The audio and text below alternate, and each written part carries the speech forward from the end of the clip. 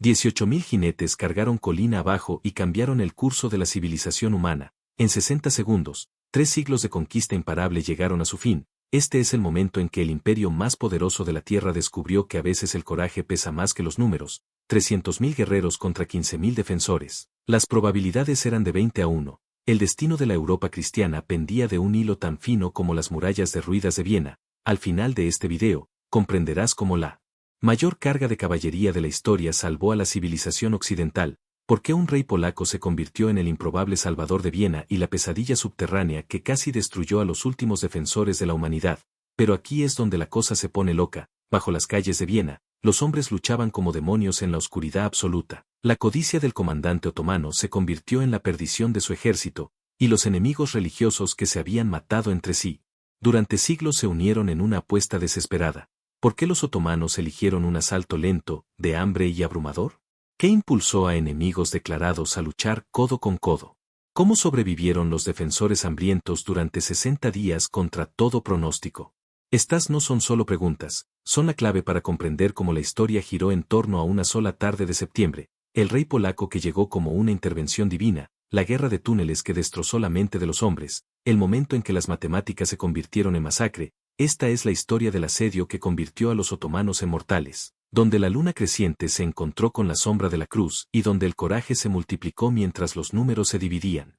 Imaginen a 300.000 guerreros convergiendo en una ciudad, imagínense en esas murallas viendo cómo el horizonte se oscurece con los estandartes enemigos, el ejército más grande jamás reunido en Europa contra un puñado de defensores exhaustos. Lo que sucedió después desafió 4 siglos de lógica militar, para entender cómo 18.000 jinetes salvaron a Europa. Primero debemos comprender el imperio que nunca se había detenido. Ahora, permítanme llevarlos de vuelta al verano en el que el destino de Europa pendía de un hilo. Corría el año 1683 y el imperio otomano se erigía como la superpotencia que devoraba naciones, desde las puertas de Marruecos hasta la frontera persa, desde las escaleras ucranianas hasta el borde del Sáhara. La palabra del sultán movía ejércitos como piezas de ajedrez por 3 continentes. Este era un imperio que había devorado el legado bizantino, aplastado reinos medievales y convertido el Mediterráneo en un lago turco. Viena representaba la manzana de oro, un premio simbólico y estratégico. Controla Viena y controlas el Danubio. Controla el Danubio y Europa Central se abre como un libro.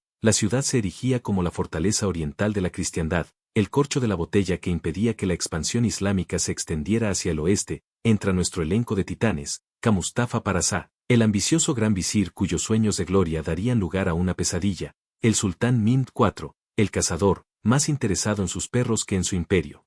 Dejando a Mustafa a la caza del destino en solitario, estos hombres comandaban la maquinaria de guerra más disciplinada de la historia, pero Europa, estaba fatalmente dividida. Francia y los Habsburgos se enzarzaron en un odio generacional, católicos y protestantes aún sangraban por la guerra de los 30 años. El rey Luis I XIV de Francia celebraba en secreto, cada victoria otomana debilitaba a sus rivales Habsburgo, la unidad cristiana solo existía en los libros de oraciones. El fantasma de 1529 acechaba los sueños otomanos. El sultán Zulean el Magnífico no había logrado tomar Viena. El clima, la logística y la tenacidad de sus defensores habían obligado al sultán más grande de la historia a retirarse. 54 años después, ese fracaso aún dolía en el orgullo otomano como una espina envenenada. Lo que sucedió después desafiaba la creencia. Mientras Europa se peleaba, el imperio otomano se movilizó con una eficacia aterradora. Una orden desde Estambul puso en movimiento a cientos de miles, una máquina de guerra unificada contra un continente fragmentado. Las matemáticas anunciaban la perdición, los genízaros formaban la columna vertebral del imperio, robados de niños a familias cristianas, se forjaron en armas vivientes, sin familias, sin distracciones, solo absoluta devoción al sultán y a la conquista. Cada genízaro equivalía a 10 soldados rasos y 40.000 marcharon hacia Viena. Entonces ocurrió algo que nadie esperaba, llegaron informes a las cortes europeas de preparativos otomanos sin precedentes. No era una incursión más, era una guerra total. Las fundiciones de cañones trabajaban toda la noche, los trenes de suministro se extendían hasta el horizonte, el imperio otomano lo traía todo. La primavera de 1683 trajo la avalancha. Mehmed IV declaró la Yad. Mustafa recibió el estandarte sagrado del profeta, el mensaje resonó con claridad, Viena debía caer, la manzana de oro coronaría al imperio otomano como amo de Europa. La historia contuvo el aliento mientras la maquinaria militar más poderosa del mundo dirigía su mirada al noroeste. Pero en la primavera de 1683, los otomanos tomaron una decisión que los coronaría amos de Europa o los destruiría por completo. La hueste otomana desafiaba la cuenta, 100.000, 200.000, algunos testigos juraron 300.000. La incertidumbre misma se convirtió en un arma terrorista. ¿Qué es esto cierto?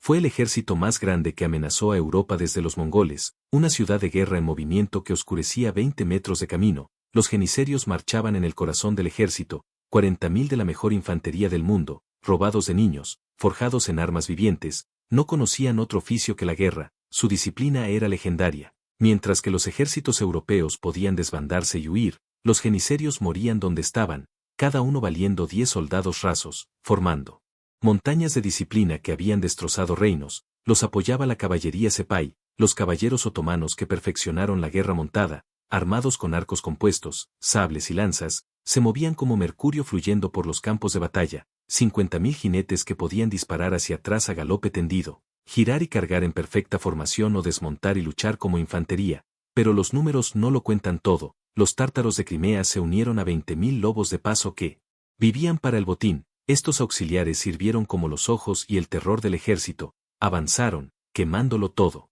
Empujando a los refugiados hacia Viena para consumir suministros preciosos, guerra psicológica perfeccionada durante siglos, la logística asombraba la comprensión, 60.000 camellos, 40.000 carros de suministro, panaderías de campaña, armerías, hospitales, toda una civilización en marcha. Los otomanos no solo trajeron guerreros, sino la infraestructura de la conquista. Esto no fue una incursión, fue una expansión permanente. Contra esta corriente se alzaba el conde Ernst Rüdiger von Arx-Hamburg, el inamovible, un protestante al mando de católicos, un hombre cuya voluntad de hierro se convertiría en la columna vertebral de Viena. Comandaba 15.000 profesionales, buenas tropas, pero desesperadamente superados en número. Todos los cálculos mostraban el mismo resultado: aniquilación matemática. Viena misma se preparó para el apocalipsis. Cada campana de iglesia fue fundida para cañones, los ciudadanos se entrenaron con picas, las mujeres aprendieron a portar munición, los niños practicaron la transmisión de mensajes a través de los bombardeos. La ciudad se transformó de centro comercial a fortaleza,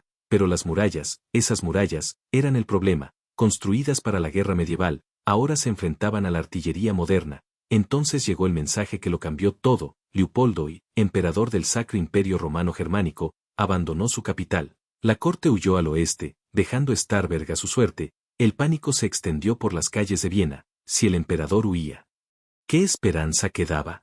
Pero Starberg se alzó en las murallas y declaró: Viena resiste o Viena muere, no hay tercera opción. La realidad geográfica agravó la crisis. Viena controlaba el cruce del Danubio y la puerta de los Alpes. Si perdían Viena, nada significativo se interponía entre los otomanos y el corazón alemán. París mismo se encontraba a una distancia difícil. Todas las cortes europeas comprendían que Viena era el rompeolas de la civilización. Julio trajo la tormenta, aparecieron las vanguardias otomanas. Invasores tártaros que arrasaron los suburbios como langostas de guerra. Tras ellos, nubes de polvo anunciaban la hueste principal. Los refugiados inundaron las puertas con historias de terror, aldeas enteras arrasadas, iglesias incendiadas. La maquinaria militar otomana avanzaba con un propósito inexorable. Aquí es donde la cosa se pone loca. Kara Mustafa ordenó un desfile militar masivo. Durante 3 días, el ejército otomano exhibió su poderío, regimiento tras regimiento, trenes de cañones que parecían interminables. El mensaje psicológico era claro: resistir es un suicidio, ríndanse ahora y recibirán clemencia, luchen y enfrenten la aniquilación. Pero los defensores tenían una ventaja con la que nadie contaba. Los ciudadanos de Viena se negaron a rendirse. Panaderos, comerciantes, amas de casa, gente común que eligió convertirse en extraordinaria. Ante esas cifras abrumadoras, tomaron una decisión colectiva que aún estremece a los historiadores: lucharían hasta el último hijo. Interrupción del patrón. Starberg ordenó quemar los suburbios. Mejor destruir sus propios hogares que dar cobertura a los otomanos. Mientras las llamas consumían 1000 años de crecimiento, Viena se convirtió en una fortaleza insular en un mar de ceniza. El mensaje a los otomanos era igualmente claro: lo quemaremos todo antes de arrodillarnos. Lo que siguió rompió todas las reglas de la guerra de asedio. Los preparativos finales se volvieron desesperados. Cada pieza de metal se convirtió en un arma, cada sótano en un refugio, cada cuerpo apto en un soldado. Viena se preparó para un asedio que pondría a prueba los límites absolutos de la resistencia humana. El 14 de julio, el horizonte se oscureció con estandartes otomanos. 14 de julio de 1683, el amanecer amaneció para revelar la pesadilla de la humanidad. Las huestes otomanas se extendían por el paisaje como langostas de guerra. Los testigos hablaron de una alfombra viviente que se extendía sobre las colinas, una marea oscura que se tragaba la tierra. El suelo mismo temblaba bajo el peso de 300.000 almas que convergían en una ciudad para decidir el destino de millones. Lo visual abrumaba la comprensión humana, estandartes de seda en 100 colores, los estandartes verdes del Islam ondeando sobre regimiento tras regimiento, trenes de cañones que se extendían más allá de la vista, el sol de la mañana destellando en suficientes armas para armar a todos los hombres, mujeres y niños de Austria. Esto no era un ejército, era una fuerza de la naturaleza. El 17 de julio trajo el primer bombardeo, trueno sin tormenta, la artillería otomana abrió fuego con calculada precisión, no disparando sin control, sino explorando metódicamente, buscando alcance, probando las murallas. Los defensores contaron más de 300 cañones, desde pequeñas piezas de campaña hasta enormes cañones de asedio que requerían 50 bueyes para moverlos. Cada disparo estremecía las antiguas piedras de Viena, las primeras escaramuzas estallaron en las fortificaciones exteriores. Las pequeñas fortificaciones más allá de las murallas principales se convirtieron en escenarios de combate salvajes. Este es el detalle que aún estremece a los historiadores. Los jenízaros atacaron en completo silencio. Sin gritos de guerra, sin tambores, solo asesinos disciplinados avanzando entre el humo de los mosquetes como fantasmas. Los defensores exteriores se derrumbaron en cuestión de horas. Starenburg ordenó la retirada táctica a las murallas principales. No hubo heroicas torres de cristal en posiciones indefendibles. Cada soldado entrenado era valioso. A medida que los defensores retrocedían, destruían todo lo útil, pozos envenenados, suministros quemados, edificios derrumbados. Viena no ofrecería a los otomanos más que la muerte. Para el 18 de julio, el cerco otomano estaba completo. Viena se convirtió en una isla en un mar de enemigos. Los últimos mensajeros se escabulleron antes de que la soga se cerrara por completo. Sus informes al mundo exterior parecían visiones apocalípticas. La ciudad está rodeada por un muro viviente de guerreros. Solo Dios puede salvarnos ahora. Entonces Kara Mustafa tomó una decisión que resonaría a través de los siglos. De pie ante su consejo de guerra, el gran visir eligió la hambruna lenta antes que un asalto abrumador. ¿Por qué perder 50.000 hombres en una tormenta sangrienta cuando el hambre abriría las puertas? ¿Por qué destruir el premio que vinieron a reclamar? La codicia susurraba más dulce que la sabiduría, pero bajo la ciudad, algo inimaginable estaba sucediendo. Los ingenieros otomanos comenzaron las operaciones mineras, la guerra subterránea que la historia olvidó. Túneles serpenteaban hacia las murallas de Viena como serpientes de tierra. Los defensores los oyeron, en la oscuridad bajo sus pies. Los picos resonaron contra la piedra. La pesadilla subterránea había comenzado. Los primeros encuentros en túneles desafiaron a la humanidad. Mineros austriacos irrumpieron en galerías otomanas a 9 metros bajo tierra. Combate cuerpo a cuerpo en la oscuridad absoluta. Hombres estrangulándose con el tacto. Cuchillos encontrando carne en espacios demasiado estrechos para blandir espadas. Derrumbes que enterraban vivos a combatientes, enemigos y aliados sepultados juntos. Lo que sucedió después sigue siendo el mayor caso de estudio de la ciencia militar. Los civiles de Viena se movilizaron con una unidad sin precedentes. Las mujeres se convirtieron en portadoras de municiones, llevando pólvora a las murallas durante los bombardeos. Niños de tan solo 8 años sirvieron como mensajeros. Abuelos que sobrevivieron a la guerra de los 30 años enseñaron ejercicios de mosquete a comerciantes. El bombardeo diario se convirtió en tortura psicológica, del amanecer al anochecer.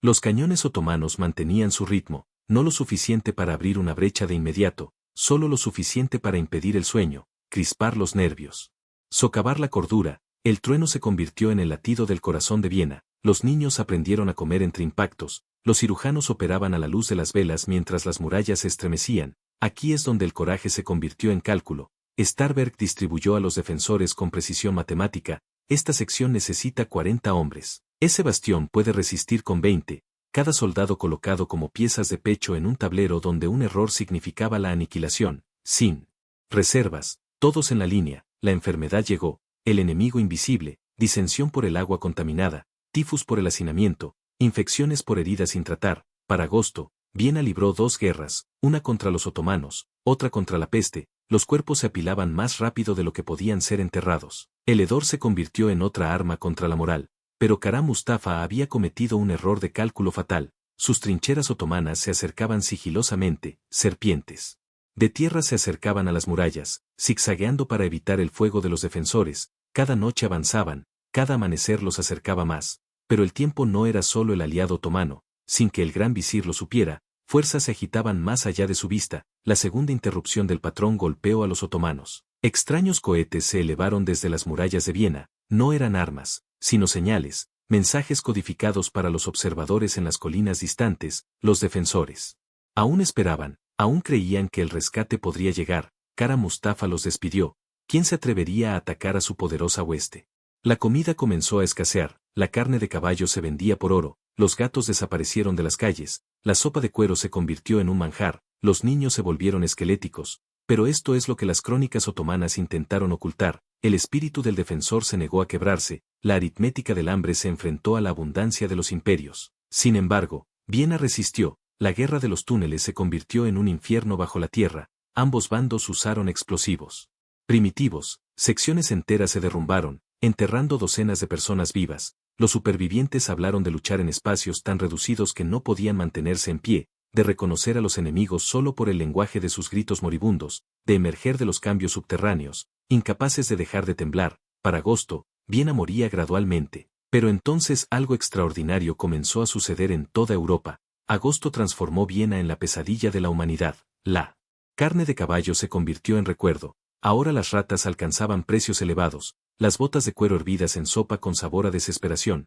la corteza de árbol molida en harina convirtió el pan en aserrín, las madres elegían qué niño comía hoy, las matemáticas del hambre se escribían en rostros hundidos. La guerra de los túneles se intensificó más allá de lo comprensible, ambos bandos abandonaron a la humanidad en esas venas terrestres, combates con picos de minero, hombres ahogando. Enemigos en el barro, los heridos abandonados a su suerte en la oscuridad porque rescatarlos significaba la muerte, los zapadores trabajaban desnudos para sentir las vibraciones del derrumbe en su piel. Aquí es donde la leyenda se encuentra con la realidad documentada. El combate cuerpo a cuerpo alcanzó nuevas cotas de salvajismo. En espacios demasiado reducidos para las armas, hombres se mordían gargantas, se arrancaban ojos, se aplastaban tráqueas, ingenieros austríacos y otomanos se mataban. Con las manos desnudas en la más absoluta oscuridad. La única luz provenía de los destellos explosivos que revelaban atisbos del infierno subterráneo, los derrumbes se convertían en armas, los ingenieros derrumbaban deliberadamente túneles sobre los mineros enemigos, el entierro en vida como opción táctica, los supervivientes emergían enloquecidos, hablando de amigos y enemigos muriendo juntos en la tierra y abrazados, de seguir luchando mientras la tierra les llenaba la boca, de sentir los latidos enemigos ralentizarse contra el pecho. Entonces llegaron las matemáticas convertidas en masacre, la gran explosión de la mina, los ingenieros otomanos llenaron una enorme cámara con pólvora bajo el bastión de Loel, la detonación del 12 de agosto abrió las puertas del infierno, una sección de la muralla simplemente desapareció, los defensores fueron lanzados 30 metros, en el cráter, los genízaros irrumpieron. La muerte de Viena parecía asegurada, pero la verdadera batalla apenas comenzaba, el propio Starberg lideró la contracarga, ciudadanos. Con orcas se unieron a soldados con espadas, en ese cráter, la abuela luchó junto a su nieto, la brecha se convirtió en una trituradora de carne que consumió 1000 vidas en una hora, de alguna manera, imposiblemente, los defensores resistieron, pero Dios o la suerte tenían otros planes, mientras Viena se desangraba. Las desesperadas súplicas de Leopold finalmente encontraron oídos receptivos, el parlamento polaco hizo lo impensable, votó por enviar su ejército al extranjero, el rey Hans Sobies, quien había pasado su vida luchando contra los otomanos, reconoció la llamada del destino. Lo que sucedió en los siguientes 60 segundos desafió la creencia. Soy no solo trajo soldados, trajo esperanza, 20.000 guerreros polacos, incluyendo 3.000 azar salados, la mejor caballería pesada del mundo, una fuerza que jamás había conocido la derrota. David había encontrado su onda, los príncipes alemanes superaron siglos de odio, comandantes protestantes y católicos que habían masacrado mutuamente. Sus ejércitos ahora se estrechaban la mano, el duque del Rena trajo 20.000, los contingentes bávaros sumaron 11.000, Sajonia, Franco-Unie, Suabia, antiguos enemigos unidos por una amenaza mayor, las matemáticas comenzaron a cambiar, este es el detalle que aún da escalofríos a los historiadores, la fuerza de relevo combinada alcanzó los 70.000, todavía superados en número quizás 3-1, pero ya no se enfrentaban a probabilidades imposibles, más importante aún, estos no eran reclutas, sino los mejores guerreros de Europa, veteranos que habían pasado vidas perfeccionando la guerra. Así, la marcha de Biesky se convirtió en leyenda, 400 metros en 2 semanas a través de territorio hostil, cruzando ríos bajo fuego, su salado manteniendo su armadura a pesar del calor del verano. Cualquier retraso podría significar la caída de Viena. Sin embargo, el rey polaco mantuvo una disciplina de hierro, sin saqueos, sin demoras, solo un avance implacable hacia el destino. Para el 1 de septiembre, la fuerza de socorro se concentró al norte de Viena. Los cohetes de señales del monte Kahlenburg le dijeron a Starberg que la salvación se acercaba, pero Viena podría no durar una semana más. El 11 de septiembre se convirtió en la agonía final de Viena. Los muros se derrumbaron, 16 grandes brechas se abrieron como bocas. La artillería otomana había disparado 30.000 balas de cañón, cada una minando Ope, los defensores reducidos a 3.000 combatientes efectivos de 15.000, el resto estaban muertos, heridos o demasiado enfermos para mantenerse en pie. Los civiles llenaron los huecos, panaderos con alas, comerciantes con espadas oxidadas, mujeres con picas, niños lanzando piedras. Lo que siguió atormentaría a los soldados durante generaciones, gente común eligiendo muertes extraordinarias, un Thor manteniendo una brecha solo durante 20 minutos, una abuela vertiendo aceite hirviendo hasta que los sables turcos la abatieron. Comenzaron los preparativos del asalto final otomano. Karam. Mustafa sintió la proximidad de la victoria, los batallones genízaros se concentraron, las torres de asedio avanzaron, las escaleras de mano se apilaron como troncos, el gran visir prometió 3 días de saqueo. Viena sería arrasada como advertencia a la cristiandad. Starberg jugó sus últimas cartas, salidas secretas para atacar las armas otomanas, misiones suicidas para quemar el equipo de asedio. Cada pequeña victoria nos compraba la nuestra, pero el destino tenía una carta más que jugar. El 11 de septiembre, los centinelas detectaron movimiento en el monte Kemberg, no refuerzos otomanos, sino estandartes cristianos, pero aquí es donde la cosa se pone descabellada. Kar Mustafa se negó a creerlo. Seguramente ninguna fuerza se atrevería a atacar a su poderosa hueste, interpretó las advertencias como trucos de los defensores. Incluso mientras sus subordinados rogaban que prepararan las defensas, el gran visir se centró en las murallas de Viena. La aritmética del orgullo resultaría fatal. Cohetes de señales estallaron desde las murallas de Viena, no angustia, sino reconocimiento. El enlace estaba establecido, el mañana traería salvación o aniquilación. Starberg ordenó que todas las campanas de las iglesias sonaran. Que lo sepan los otomanos, Viena aún vivía, aún esperaba, aún luchaba. Amanecer, 12 de septiembre de 1683, la historia giró en torno a 18.000 jinetes, pero primero llegó la partida de ajedrez. El ejército de socorro se posicionó en las laderas de Kemburg. 70.000 cristianos contra 150.000 otomanos, muchos estaban sitiando Viena, fuerzas imperiales a la izquierda, centro del contingente alemán, polacos a la derecha, cada pieza colocada para el máximo impacto. La confusión otomana paralizó la respuesta.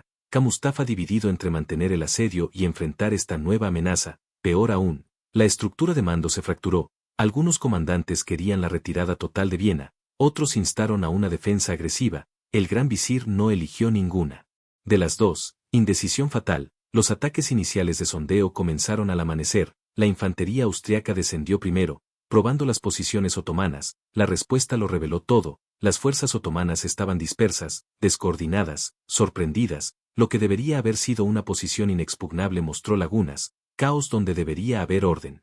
Entonces las matemáticas se encontraron con los milagros. Las fuerzas imperiales atacaron la derecha otomana, movilizando reservas. El centro alemán avanzó, obteniendo un éxito inesperado. La resistencia otomana se endureció. Los genízaros demostraban su reputación. Estas montañas de disciplina no se rompían fácilmente. Las descargas de mosquete barrían a los cristianos que avanzaban como citos, pero Soy observaba, esperaba. El rey polaco interpretaba el campo de batalla como si fuera una escritura, vio a las reservas de caballería otomanas comprometerse en la paz, vio brechas abriéndose en sus líneas, vio acercarse el momento en que el coraje pesaría más que la cantidad. Sus husalados estaban listos, ángeles de acero esperando la orden divina. El impacto estadístico se registró en ambos ejércitos. 180.000 hombres en movimiento a lo largo de kilómetros de campo de batalla, la mayor concentración de fuerza militar en la historia europea. El humo de los cañones convirtió el mediodía en crepúsculo, el suelo mismo parecía arder. Esto no era una batalla, sino un choque de civilizaciones. La resistencia otomana comenzó a resquebrajarse, no se rompía, se resquebrajaba. La caballería de élite Sepay cargó contra las posiciones alemanas, pero se encontró sin apoyo. Las unidades de infantería lucharon magníficamente en aislamiento. La mayor fortaleza del ejército otomano, la férrea disciplina, se convirtió en debilidad sin un mando unificado. Cada unidad libró su propia guerra. Este es el detalle que aún resuena en la mitología militar. El puesto de mando de Kara Mustafa permaneció en las líneas de asedio, no en la batalla. El gran visir no podía abandonar su obsesión con Viena. Incluso cuando su ejército necesitaba liderazgo, los mensajes ocupaban minutos preciosos, las órdenes llegaban obsoletas, la coordinación se desmoronó. A las 16, el campo de batalla parecía un caos organizado. los cristianos presionaban desde las alturas, los otomanos luchaban en bolsas separadas, los defensores de Viena observaban desde las murallas, rezando, esperando, algunos preparándose para la salida, el momento pendía del filo de la navaja. Entonces, el rey Hans Oyesi dio la orden que resonaría por la eternidad.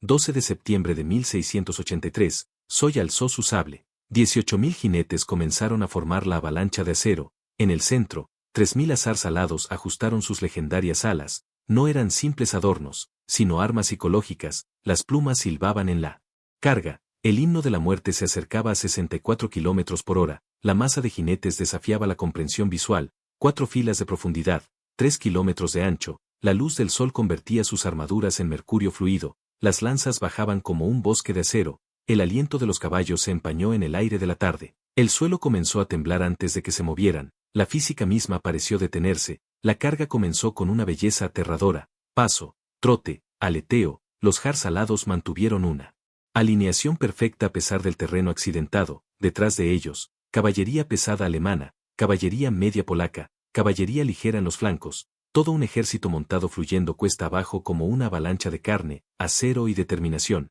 Entonces la física tomó el control. Galope, comenzó el trueno. 70.000 cascos golpeando la tierra en un ritmo que estremeció las murallas de Viena. El silbido comenzó, las alas de los húsares creaban un sonido extraño, los soldados otomanos. Luego juraron haber escuchado gritos sobrenaturales, ángeles o demonios descendiendo. La crisis psicológica otomana comenzó antes del impacto. Imaginen estar de pie en su posición, la tierra temblando, un muro de acero acercándose a todo galope, el sonido, truenos mezclados con ballenas Bansee, sin tiempo para formar cuadros, sin espacio para maniobrar. Solo 2 millas de muerte descendiendo, pero los genízaros intentaron su resistencia final. Esta infantería de élite no corrió, formaron filas. Los mosquetes nivelados, primera descarga a 100 yardas, caballos y jinetes cayeron, segunda descarga a 50 yardas, aparecieron huecos en las filas de carga, pero el impulso es igual a la masa por la velocidad. Nada podría detener a 18.000 jinetes a todo galope. Impacto. Los azares alados golpearon las líneas otomanas a 40 millas por hora. Las lanzas atravesaron a varios hombres. Los caballos se convirtieron en arietes. Las primeras filas otomanas simplemente desaparecieron, aplastado, traspasado, pisoteado.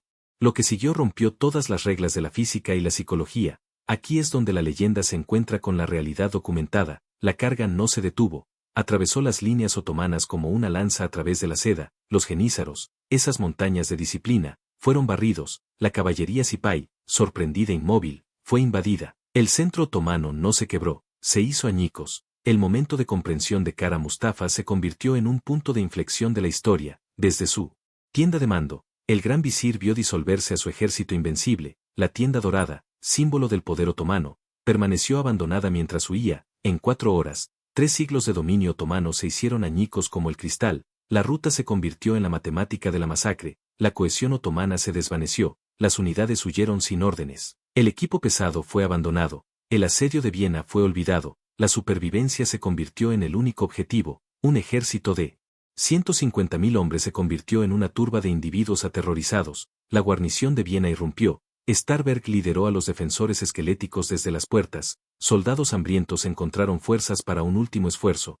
Los civiles lo siguieron con cualquier arma afilada. Los sitiadores se convirtieron en sitiados, los cazadores en presas. En 4 horas, 3 siglos de conquista se convirtieron en cenizas. La ruta superó la comprensión militar, la desintegración del ejército otomano ocurrió en tiempo real. 150.000 guerreros reducidos a individuos aterrorizados. Los genízaros de élite tiraron sus gorras distintivas para evitar ser identificados. La caballería Sepay abandonó sus preciados caballos. Las dotaciones de artillería huyeron, dejando cañones cargados. 3 siglos de conquista imparable terminaron en 4 horas de caos impensable. La persecución se convirtió en una matanza sistemática. La caballería cristiana, presintiendo la victoria total, no mostró piedad con los despiadados. La caballería ligera atropelló a la infantería que huía. Los auxiliares tártaros, famosos por su velocidad, se vieron superados por la venganza. Las matemáticas eran simples. 20.000 muertos otomanos cubrían el campo. Los cuerpos marcaban la ruta de retirada durante kilómetros. El saqueo de los campamentos reveló una riqueza inimaginable.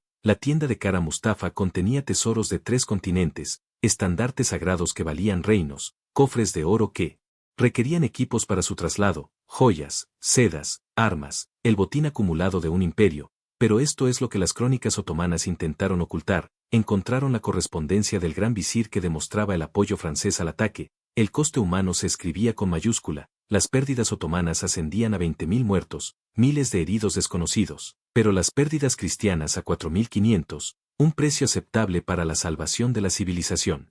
La desproporción desafiaba la lógica militar. David no solo había derrotado a Goliat, sino que lo había aniquilado. Las escenas de la liberación de Viena quedaron grabadas a fuego en la historia, defensores esqueléticos abrazando a rescatadores bien alimentados, niños viendo la luz del sol tras 2 meses bajo tierra, familias reunidas o descubriendo quienes no habían sobrevivido, lágrimas de alegría mezcladas con la amarga sal del dolor. La libertad sabía a pan después de 2 meses de sopa de cuero. Soy entró en Viena como salvador del cristianismo. El rey polaco, mostrando humildad y triunfo, se detuvo en una iglesia antes de aceptar una reclamación. Sus palabras entraron en la leyenda: vi, Dios conquistó, no la jactancia de César, sino el reconocimiento cristiano, el avance del Islam. Destrozado y alado, se arrodilló en oración. Historias personales surgieron de la aritmética de la supervivencia: la viuda del panadero que murió defendiendo el cuerpo de su esposo, el tamborilero encontrado en su puesto, con las manos congeladas como baquetas, el conde Starberg, el inamovible, se desplomó de agotamiento en los brazos de Zoe.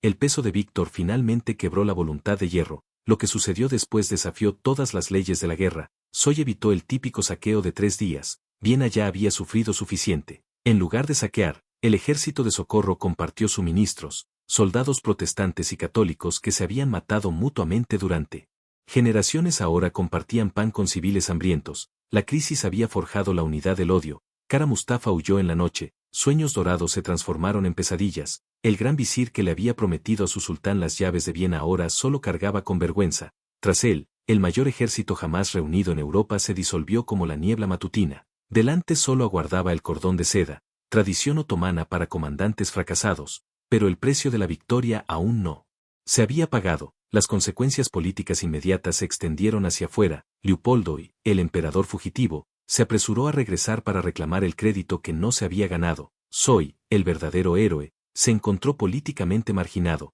Los príncipes alemanes se peleaban por los tesoros otomanos capturados. La unidad forjada en la crisis comenzó a fracturarse en la victoria. La retirada otomana se convirtió en un desastre continuo. La caballería hostigadora convirtió la retirada en una hemorragia. Trenes de suministros capturados, rezagados masacrados. El ejército que se había movido como un reloj ahora tropezaba en el caos. Cada cruce de río se convirtió en un campo de muerte. Las lluvias de otoño convirtieron los caminos en barro que se tragó la artillería. El shock estadístico resuena a través de la historia. 60 días que cambiaron el mundo. Un asedio que debería haber durado semanas se extendió a 2 meses. 15.000 defenders a Delegains 300.000. Mathematical impossibility made real through human will. Vienna's survival rewrote the rules of siege warfare. This moment would echo for 3 centuries, the high watermark of Islamic expansion into Europe, the beginning of Ottoman retreat, the birth of a new European consciousness. From Vienna's ashes, Europe's phoenix rose, the siege that transformed the continent's destiny. Pattern interrupt. But Kara Mustafa's story wasn't over. Reaching Grade, the Grand Vizier found emissaries from the Sultan, not reward, but judgment. On December 25, 1683, Christianity's holy day, the silk cord ended Kara Mustafa's ambitions. Strangled by deaf mutes in Ottoman tradition, the man who'd nearly conquered Europe died in shameful silence. Immediate transformations began. Vienna, nearly erased, would be rebuilt as Baroque jewel. The trauma transformed into triumph's architecture. Churches rose where mosques might have stood. Coffee houses opened, serving the brew discovered in Ottoman camps. Civilization's bitter gift from its would-be conquerors, but Vienna's salvation was only the beginning of a transformation that would reshape the world. The immediate pursuit into Hungary began Europe's counterstrike. What started as desperate defense transformed into offensive warfare. Christian armies united by victory pressed into Ottoman territory. Fortresses that had stood for centuries fell in months. The empire that had only known expansion discovered retreat. The Ottoman empires. Permanent decline started on those Vienna fields. Never again would Turkish armies threaten Europe's heart. The Treaty of Karowitz in 1699 would confirm what Suaz's charge began. Ottoman retreat from Europe. Empires redrawn with Vienna as the pivot point. Hungary liberated. The Balkans contested. The historical tide reversed. Kara Mustafa met his fate. Silk cord of failure on Christmas Day 1683. The Grand Vizier who dreamed of praying in street. Stephen's Cathedral died in Belgrade, strangled by The Sultan's deaf mutes, his execution marked more than personal failure, it symbolized the empire's inability to adapt, to accept that expansion had limits. The Treaty of Karowitz in 1699 codified Vienna's consequences. The Ottoman Empire ceded Hungary, Transylvania, Croatia, and Slovenia, lines on maps that would shape centuries. The Habsburgs ascended from desperate defenders to continental power. Vienna transformed from frontier fortress to imperial jewel, its architecture still echoing.